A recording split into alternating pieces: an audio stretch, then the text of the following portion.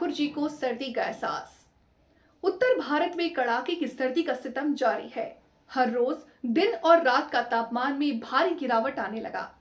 मथुरा वृंदावन के मंदिरों में ठाकुर जी को अब ऊनी वस्त्र पहनाना शुरू कर दिया है ताकि ठाकुर जी को सर्दी ना लगे। वहीं भोजन के लिए भी अनेक प्रकार के व्यंजन, खिचड़ी, मूंग की दाल का हलवा और गाजर का हलवा का भोग लगाया जाता है।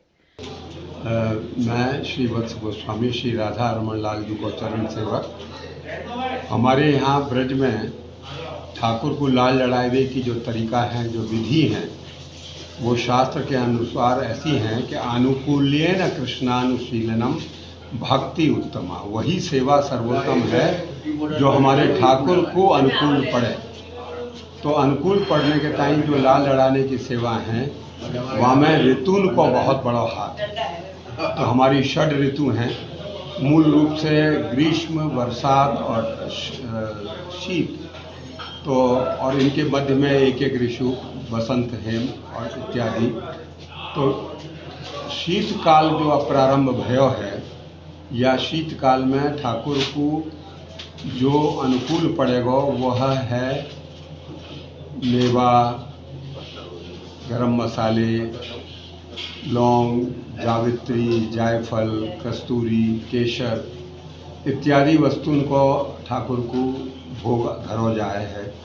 और विशेष बात यह है कि श्री गोपाल भट्ट गोस्वामी पाद ने या पूरे महीना में ठाकुर जी को एक विशेष महोत्सव प्रारंभ किया। वाको नाम है खिचड़ी महोत्सव। वाको दक्षिण भारत में पोंगल भी कहते हैं। तो यह खिचड़ी महोत्सव में जो खिचड़ी है वो बहुत विशेष है, जहाँ में जितने दाल चावल हैं उतनी ही मात्रा में विभिन्न प्रकार की 5 प्रकार की मेवा हैं, जायत्री, जायफल इत्यादि हैं। फिर कैर है, सांगरी है, फली है इत्यादि और व्यंजन संग में हैं। 32 प्रकार के अचार संग में आवे हैं और मिष्ठान और नमकीन भी संग में धरे हो जाए। और ठाकुर जी रजाई ओढ़ के, लबादो ओढ़ के और अंगीठी तापते भय हिना, केसर इत्यादि के इत्र से सुगंधित है के और यह खिचड़ी को आरोगे हैं और यह खिचड़ी प्रसाद फिर भक्तन में वितरण हो गए हैं।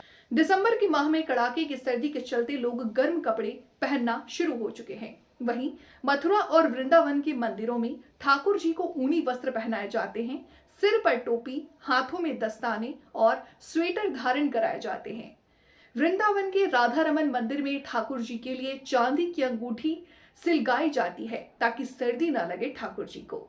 जनरली उलन के मिलते हैं और सलील के मिलते हैं, वेलवेट के जो होते हैं उसके पोशाक पहनाते हैं लोग। और मफलर, कंबल, मौजा, जैसे कि अब बहुत कड़ाके की सर्दी पड़ने लगी, जब बहुत ज़्यादा कोहरा होने लगेगा तो फिर इनको मोजे, दस्ताने सब पहनाए जाएंगे।